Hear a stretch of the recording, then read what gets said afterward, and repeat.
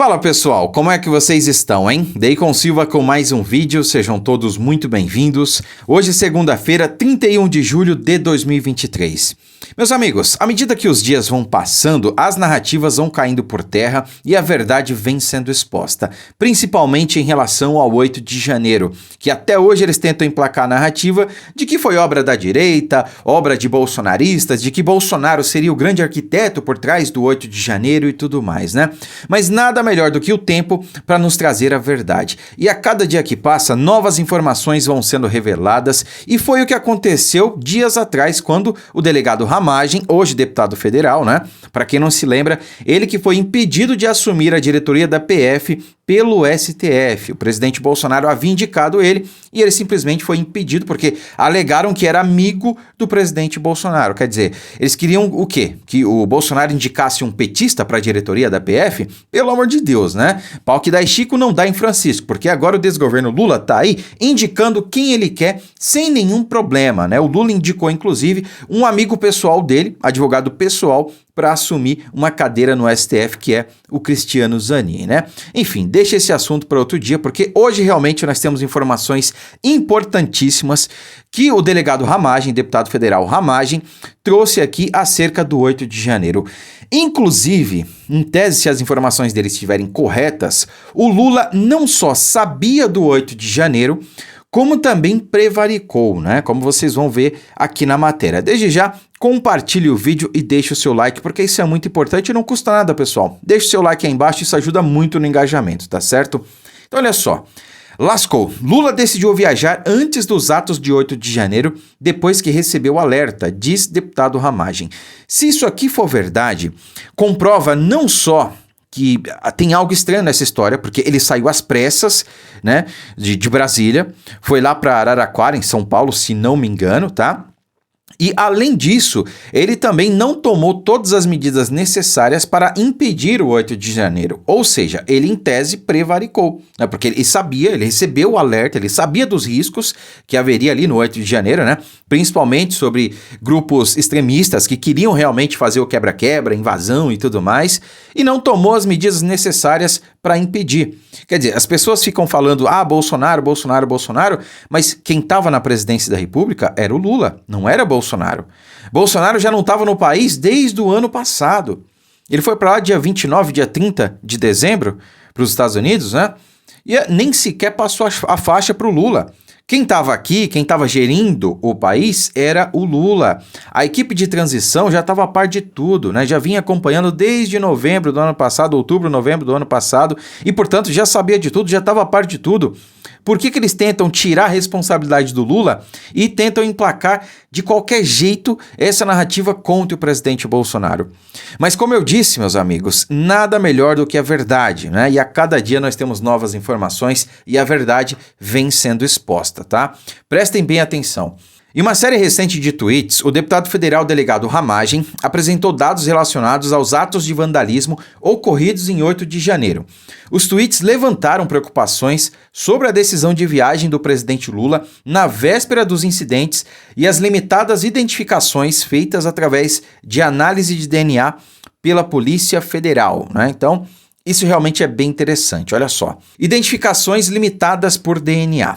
De acordo com um relatório da Polícia Federal, cerca de 1.000 vestígios biológicos foram analisados nos prédios dos três poderes em 8 de janeiro. A investigação resultou na identificação de apenas 47 perfis compatíveis com os 1.388 indivíduos presos durante os eventos. Isso sugere que uma minoria dos envolvidos, prestem atenção, isso sugere que uma minoria dos envolvidos foi responsável pelos atos de vandalismo e deve haver responsabilização sem culpar injustamente todo o movimento pacífico, né? Então aqui nós temos dois pontos importantes. Primeiro que apenas 47 dos 1.000 vestígios biológicos que foram coletados ali foram identificados e compatíveis com os 1.388 indivíduos presos. Ou seja, isso indica que uma minoria ínfima. Nós estamos falando ali de, eu sou péssimo de conta, tá? Mas de 1 a 5% talvez de todo o contingente que realmente invadiu, quebrou, né, fez o vandalismo lá e tudo mais. E quanto a gente vê as narrativas aí que foram emplacadas até agora, é de que todo mundo tá no mesmo bolo. Todo mundo é terrorista, todo mundo é vândalo, todo mundo é bolsonarista, todo mundo queria dar um golpe, né? Mas somente 47 perfis compatíveis foram ali confrontados, né, tiveram a compatibilidade com os 1.388 indivíduos presos, tá? E esse é um ponto extremamente importante. E o outro ponto é justamente que o delegado Ramagem aponta aqui, que não deve haver uma responsabilização coletiva, mas sim individual. Ou seja, esses 47 aí que invadiram, que foi encontrado ali provas, né, vestígios de DNA deles e tudo mais, esses sim devem responder na forma da lei. Esses sim devem responder pelos crimes previstos em lei, né? Entretanto, não é o que a gente vem acompanhando até agora, lamentavelmente, tá? Olha só, decisão repentina de viagem do presidente Lula, porque essa é uma questão que até agora não há uma resposta ali, digamos, convincente para a sociedade, né? Ou pelo menos para boa parte dela, né? Informações obtidas por meio de requerimentos de informações na CPMI indicam que o presidente Lula decidiu viajar às pressas na véspera do 8 de janeiro, mesmo após várias autoridades federais terem sido previamente alertadas sobre os possíveis atos. A decisão de viajar parece não ter relação com a proteção dos prédios públicos, mas sim com a escolha de estar ausente durante os eventos, né? Então, veiculou-se muito essa narrativa de que invadiram ali os três poderes e que isso caracterizaria ali uma tentativa de golpe, né? Apenas ocupar ali num domingo, né? Num feriado, quando os prédios estavam vazios, né? Que isso caracterizaria a tentativa de tomada pelo poder. Pois bem, se a preocupação do Lula e do desgoverno não era essa, proteger os três poderes, qual era então? Por que ele saiu às vésperas, numa viagem às vésperas para Araraquara? Por quê? Num domingo, sabe? Tem coisa errada nessa história, precisa realmente ser investigado a fundo, né? E para finalizar, presidente Bolsonaro rejeita acusações de golpe, obviamente, né? Os tweets também mencionam que o presidente Bolsonaro rejeita categoricamente qualquer noção de golpe e enfatiza que nenhuma ação desse tipo foi tomada durante seu governo ou após a sua saída, né? À medida que mais informações vêm à tona, as narrativas em torno dos eventos do 8 de janeiro estão sendo substituídas pela busca da verdade.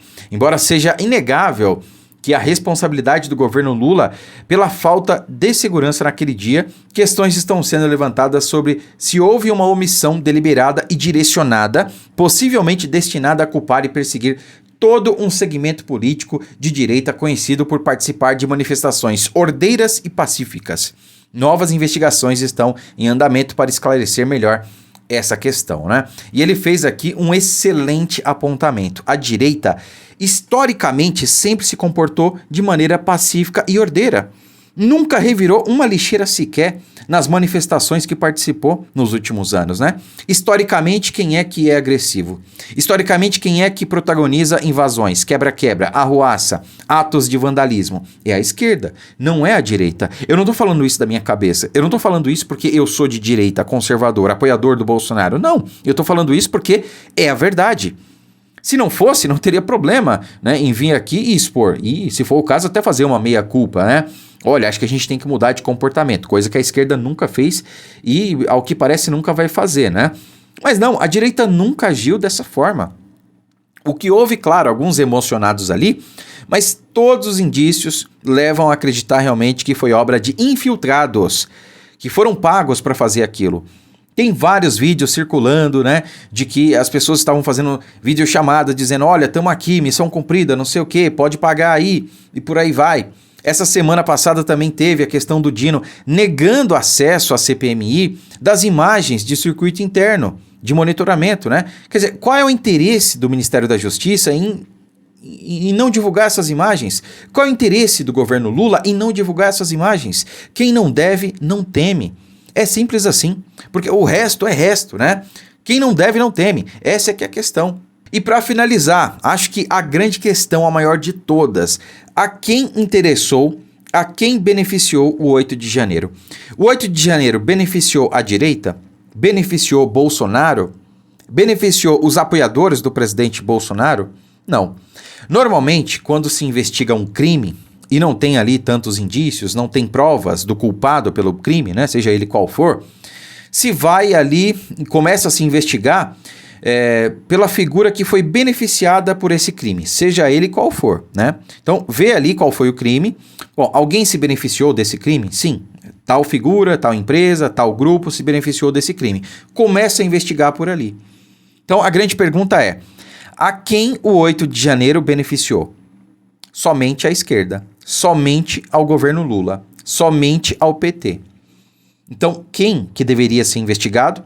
A resposta é óbvia, né? Criamos uma CPMI para isso, mas o desgoverno, que até então estava fazendo de absolutamente tudo para tentar minar, impedir essa CPMI, quando viu que não tinha mais jeito, porque vazou aquele vídeo do G Dias, né, batom na cueca, simplesmente tomou conta da CPMI, que é um instrumento da minoria, que é um instrumento da oposição. Entretanto, é uma CPMI que é controlada, em sua grande maioria, pela base governista. Isso, meus amigos, para mim é confissão de culpa, não é?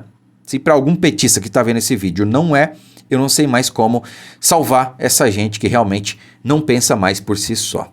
Curta, comente, compartilhe muito esse vídeo, inscreva-se no canal e siga a nossa página no Facebook se for novo por aqui.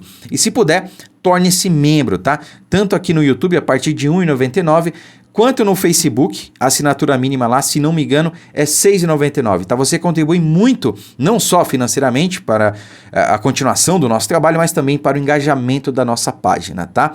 Muito obrigado, fiquem com Deus e até a próxima.